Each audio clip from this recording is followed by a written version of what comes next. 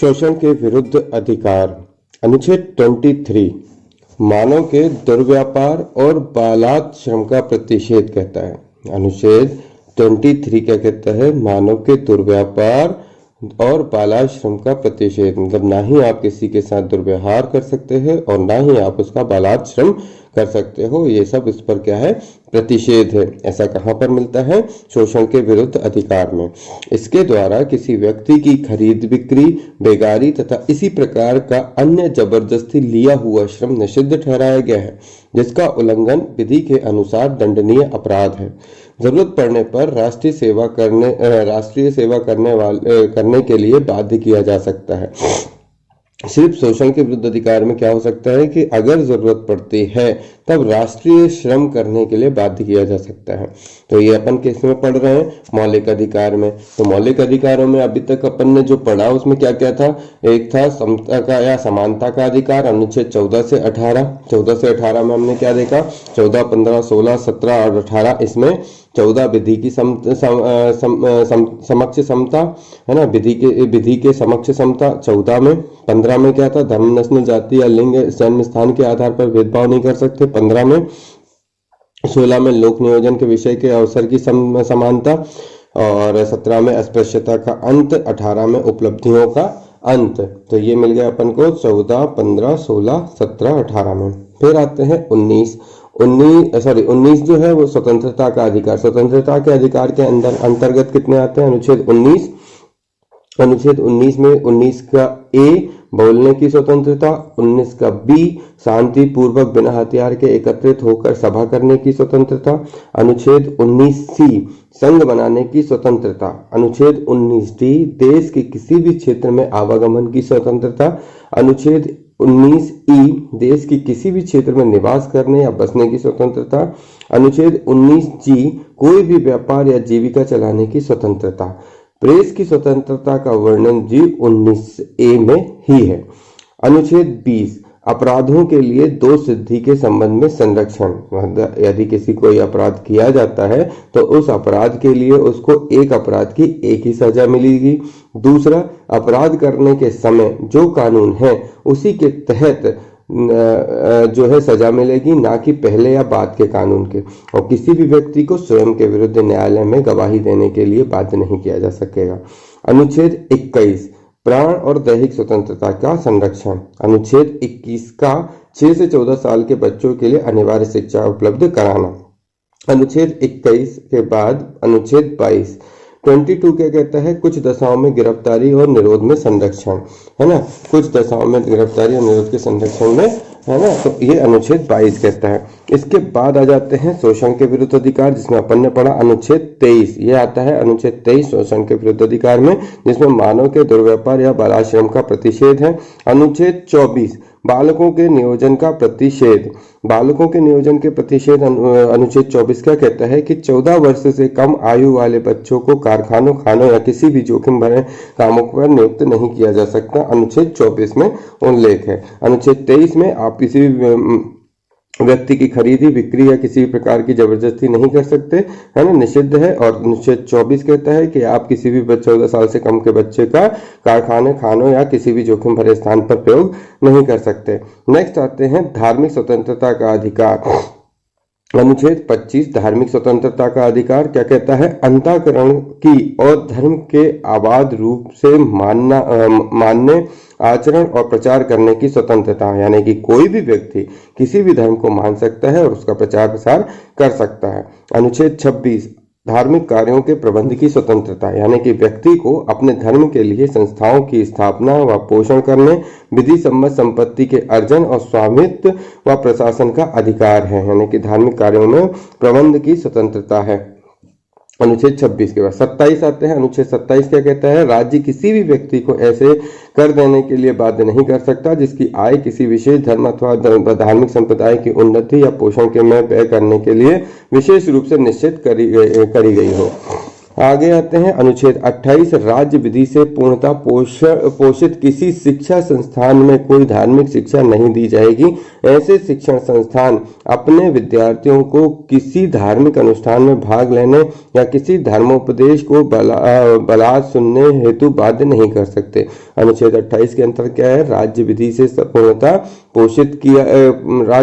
पूर्णतः पोषित किसी शिक्षा संस्थान में कोई धार्मिक शिक्षा नहीं दी जाएगी।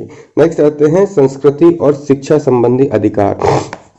अनुच्छेद 29 अल्पसंख्यक वर्गों के हितों का संरक्षण। कोई भी अल्पसंख्यक वर्ग अपनी भाषा, अपनी लिपि या अपनी संस्कृति को सुरक्षित रख सकता है और केवल भाषा, जाति और धर्म और संस्कृति के आधार पर उसे किसी भी सरकारी शैक्षणिक संस्था में प्रवेश से नहीं रोका जा सकता। ये क्या कहते हैं? संस्कृति और शिक्षा संबंधी अधिकार। अनुच्छेद 29 अल्पसंख्यक वर्गों के हितों के संरक्षण में कि कोई भी अल्पसंख्यक वर्ग अपनी भाषा, लिपि या संस्कृति की सुरक्षा रख सकता है और वह केवल अपनी भाषा, जाति, धर्म या संस्कृति के आधार पर किसी भी सरकारी शैक्षणिक संस्थान में प्रवेश से नहीं रोका जाएगा। वर्तमान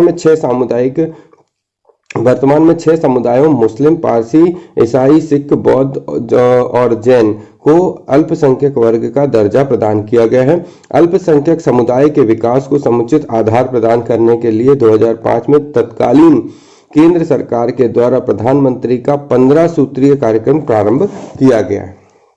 अनुच्छेद 30 शिक्षा संस्थाओं की स्थापना तथा प्रशासन करने का अल्पसंख्यक वर्गों का अधिकार।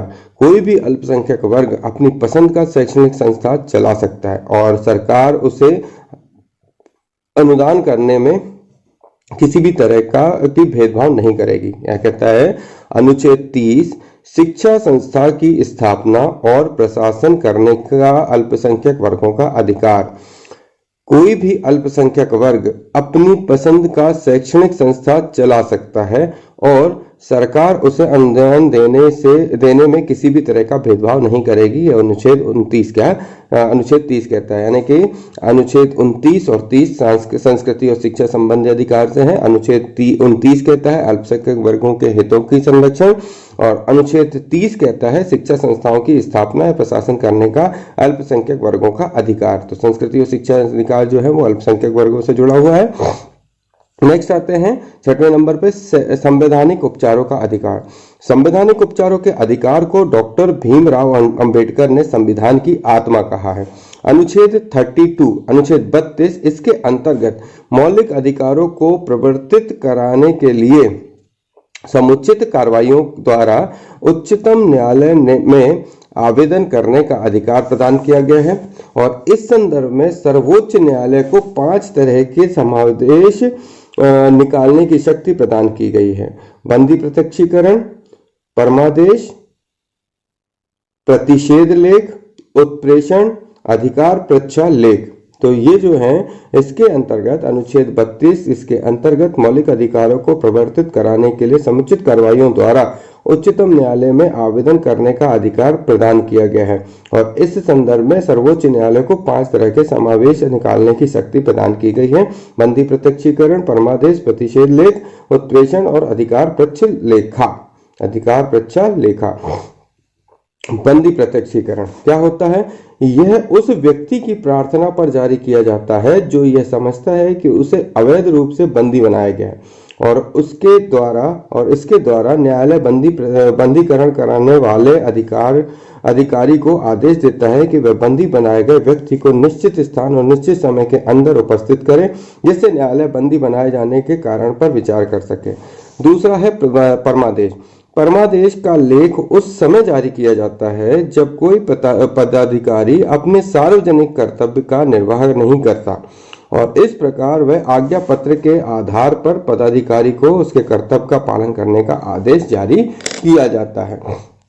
प्रतिषेध लेख यह आज्ञा पत्र सर्वोच्च न्यायालय तथा उच्च न्यायालय द्वारा निम्न न्यायालयों व अर्ध न्यायिक न्यायाधिकरणों को जारी करते हुए आदेश दिया जाता है कि इस मामले में अपने यहाँ कार्रवाई न करें क्योंकि यह मामला उनके अधिकार क्षेत्र से बाहर है।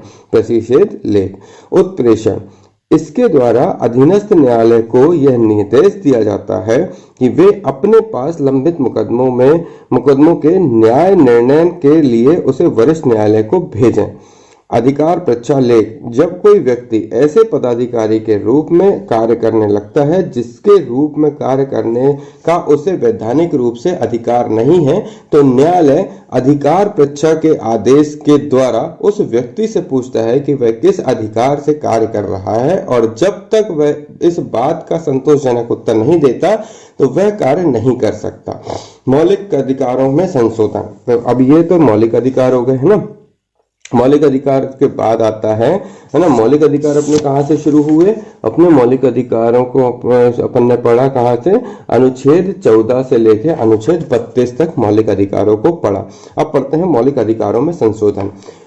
गोलकनाथ बनाम पंजाब राज्य सन 1967 ईस्वी के सन 1967 ईस्वी के निर्णय से पूर्व दिए गए निर्णयों से यह निर्धारित किया गया था कि संविधान के किसी भी भाग में संशोधन किया जा सकता है जिसमें अनुच्छेद 368 एवं मूल अधिकारों को शामिल किया गया था, है ना। तो गोलकनाथ बनाम पंजाब राज्य के निर्णय से पूर्व दिए गए निर्णयों में यह निर्धारित किया गया था कि संविधान के किसी भी भाग में संशोधन किया जा सकता है, इससे अनुच्छेद 368 एवं मूल अधिकार को जिसमें अनुच्छेद 368 एवं मूल अधिकार को शामिल किया गया है। दूसरा, सर्वोच्च न्यायालय ने गोलकनाथ बनाम पंजाब राज्यवाद 1967 ईस्वी के निर्णय में अनुच्छेद 368 में निर्धारित प्रक्रिया के माध्यम से मूल अधिकारों में संशोधन पर रोक लगा दी, अर्थात संसद मूल अधिकारों में संशोधन नहीं कर सकता। 24वें संविधान संशोधन 1971 ईस्वी द्वारा अनुच्छेद 13 और 368 ईस्वी में संशोधन किया गया तथा यह निर्धारित किया गया कि अनुच्छेद 368 में दी गई प्रक्रिया द्वारा मूल अधिकारों में संशोधन किया जा सकता है। केशवानंद भारती बनाम केरल राज्यवाद के निर्णय में इस प्रकार के संशोधन को विधि मान्यता प्रदान की गई, अर्थात गोलकनाथ बनाम पंजाब राज्य के निर्णय को निरस्त कर दिया गया। 42वें संविधान संशोधन 1976 ईस्वी द्वारा अनुच्छेद 368 में खंड 4 व 5 जोड़े गए तथा यह व्यवस्था की गई कि इस प्रकार किए गए संशोधन को किसी न्यायालय में प्रश्नगत नहीं किया जा सकता। ये कहा था 42वां संविधान संशोधन 1976 द्वारा अनुच्छेद 368 में खंड 4 और 5 जोड़े गए, जिनकी व्यवस्था की गई कि इसका कोई भी न्यायालय में प्रश्नगत नहीं किया जा सकता। मिनर्वा मिल्स बनाम भारत संघ 1980 ईस्वी के निर्णय के द्वारा यह निर्धारित किया गया कि संविधान के आधारभूत लक्षणों की रक्षा करने के अधिकार न्यायालय को है और न्यायालय इस अधिकार को किसी भी संशोधन का पुनरावलोकन कर सकता है। इसके द्वारा 42वें संविधान संशोधन द्वारा की गई व्यवस्था को भी समाप्त कर दिया गया।